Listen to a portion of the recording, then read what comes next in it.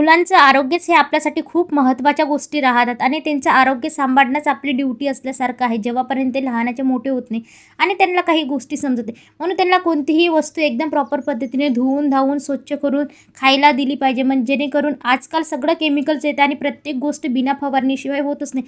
द्राक्षावर नेहमी फवारणी केल्या जाते. घरी काही फ्रूट्स आणले होते तर मग मी इकडे मिठाचं पाणी करून ना त्याला स्वच्छ धुवून ठेवले, जेणेकरून मुलं दिवसभर काही ना काही थोडंफार घेऊन खात राहतात. एकदा धुवून ठेवले ना मग हे कधीही खाल्लं तर काही टेन्शन नसतं. नंतर हे बघा इकडे दुपारच्या वेळेला खूप गरम होतं आणि घरी ना जिरा सोडा आणलेला होता.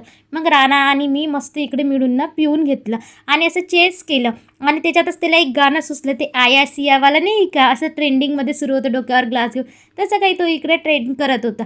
त्याच्यानंतर खाली जे काही त्यांनी लिक्विड्स आणून ठेवलं होतं ते मी पुसून वगैरे घेतलं. नंतर काही खरबूज आणले होते आणि याच्या पप्पाचं काय आहे, हा तुम्ही द्या, त्यांच्या भरोशावर सोडून दिलं आणि त्या माणसांनी ना असे डागे लागलेले वगैरे असे नरम पडलेले खरबूज त्याच्यामध्ये टाकून दिले होते.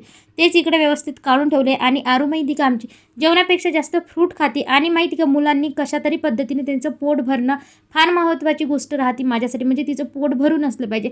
मग मी तिला जास्त फ्रूट्स देण्याचा प्रयत्न करते आणि ती ते आवडीने खाते. चला आता व्हिडिओचा एंड इथंच करते. व्हिडिओ आवडल्यास चॅनलला सबस्क्राईब